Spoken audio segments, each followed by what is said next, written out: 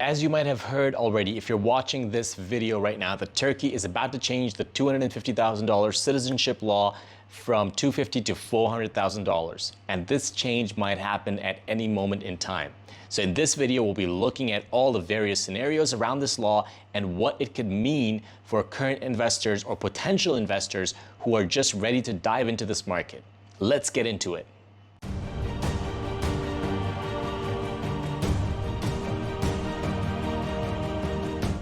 Welcome back, folks, to Think Turkey. This is Muaz Haq, your host today. And in today's episode, we'll be looking at breaking news, which is that today the the citizenship investment requirement has been increased to $400,000. So when I say it has been increased, the law is not fully in effect yet.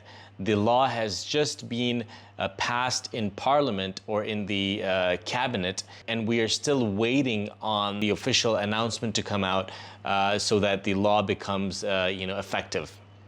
At this point, we are just hearing from different news outlets that this has been talked about, discussed, and has been given approval that the $250,000 requirement is truly going to become $400,000. There's no doubt left remaining about that. Where there is doubt is the questions about when this law will get into effect and how it will affect those that are in the middle of the process, and at what stage are they at. So today I'm going to cover all the different scenarios that you could potentially be at and how this will affect you. So looking at scenario number one, if you're just interested in buying property for citizenship purposes and you have not done anything else, all you've done is maybe look at some listings online and you've just been thinking about it. That's scenario number one. Scenario number two, you have chosen something and you have actually, given the deposit, whether it's online, whether it's in person, you have already picked your property and you've signed up, you've reserved it, and you've given a deposit or a reservation amount. Number three, you are making installments right now towards a $250,000 property or multiple properties, and you have not reached the entire $250,000 mark. Scenario number four, you have transferred the funds into your Turkish bank account of $250,000 in your US dollar account or in your foreign currency pounds or another currency account. And that's all you've done. You have not, purchased the property or anything like that. Now let's look at scenario number five. You have paid $250,000 to the seller of the property. You've already purchased the property by effectively paying the owner of the property. That means you've actually got the foreign currency exchange certificate, and but you're still waiting for the actual tapu, the title deed. You haven't received the title deed yet, and you're still kind of in that process.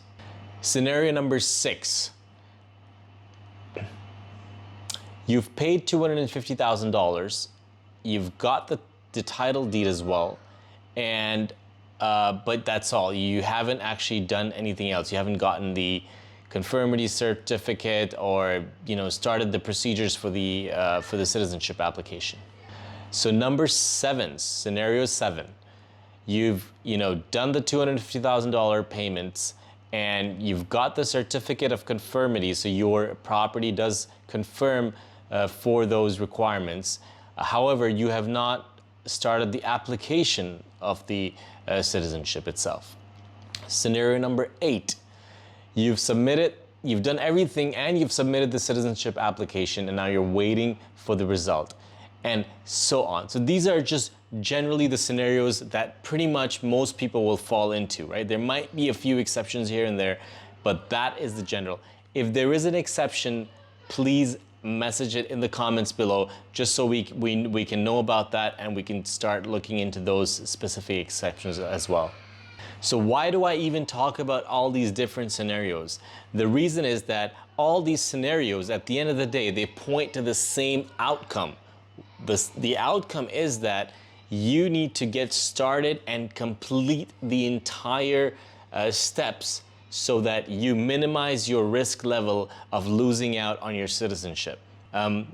After talking to a few different lawyers and agencies within our network, so pretty much nobody really has an answer as to how much time we're going to have. Now, people are making educated guesses, and most of the guesses are coming out that, you know, it could take anywhere from a week, 2 weeks, but most likely we're looking at a longer period of time. So most likely 1 month to 2 months, you know, even possibly 3 months. But that's probably you know, a bit too optimistic. But anywhere between a month to 2 months.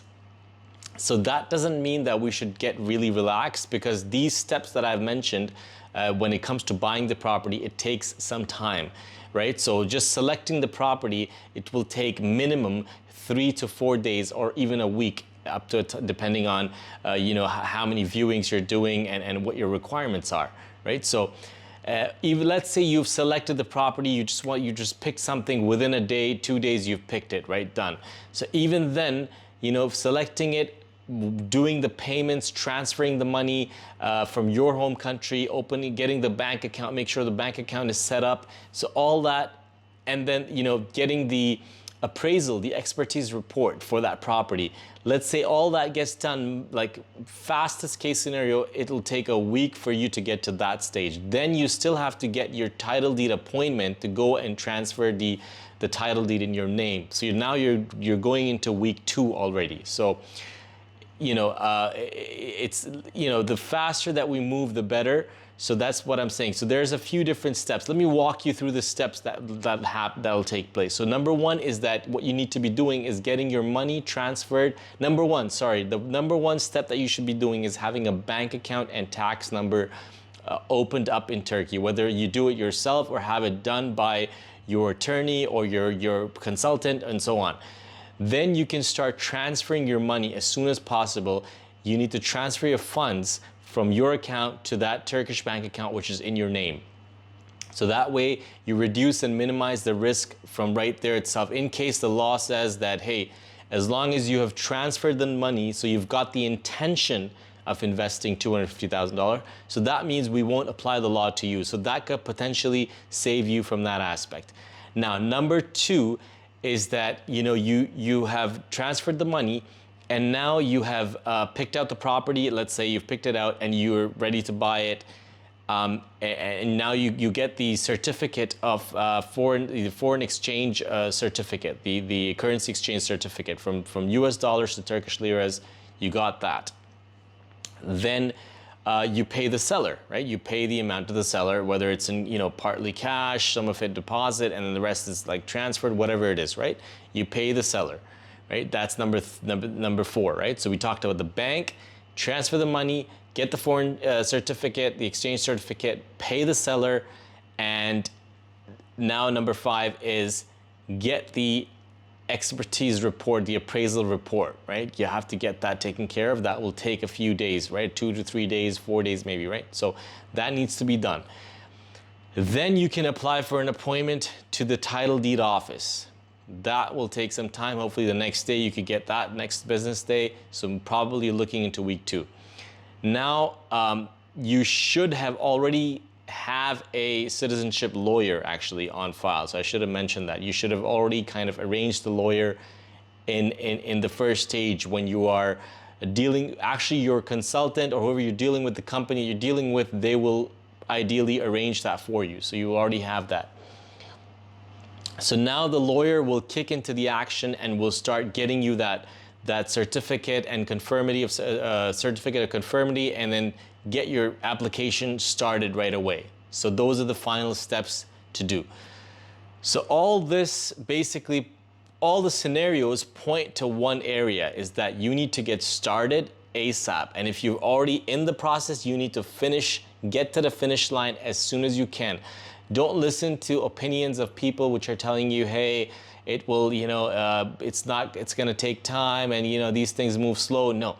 I mean, at the end of the day, if you're okay with risking your investment and you don't really, you're not taking it seriously, your citizenship application, fine, you know, wait on it. But if you are taking it seriously and it's important to you, it's critical to you to get this citizenship, then I suggest, my advice is get through that finish line ASAP. And if you haven't even started the process, but your intent is to buy, then I suggest you get started as soon as possible. Obviously, don't rush into a decision which is gonna be, which you will regret in terms of buying the property. But let's say you have found a property and you've already looked into it and it looks good, meets the requirements, you've done the due diligence on it, or your company, your agents, your lawyers have done that.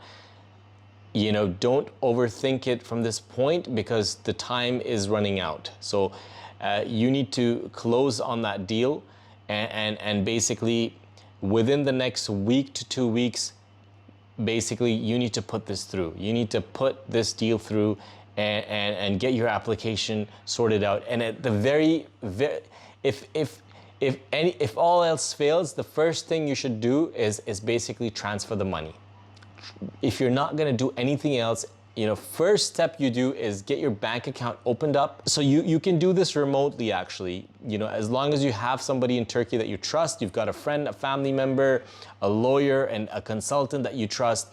Call them up, tell them that you want to get started, and you're going to assign them a power of attorney for specific purposes, only for the sakes of, for opening up a bank account, and also for, for if you're going to use them to purchase the property on your behalf, then it's going to be for that specific purpose. So, I mean, the embassies know that. You can go to the nearest embassy, get them to assign you, get them to get you a power of attorney for your, your family member, your friend, or your consultant on the other hand, your attorney, and let them send that over ASAP to Turkey and get the process started. So that way you have a bank account, your money is transferred there first, right?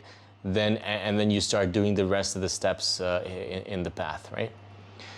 So hopefully you found this video useful, and thanks once again for watching. Don't forget to click like if you found this useful, and if you have questions, comments, feedback, whatever it is, leave it below, and I'm gonna get back to each and every one of those comments. So thanks once again. See you next time.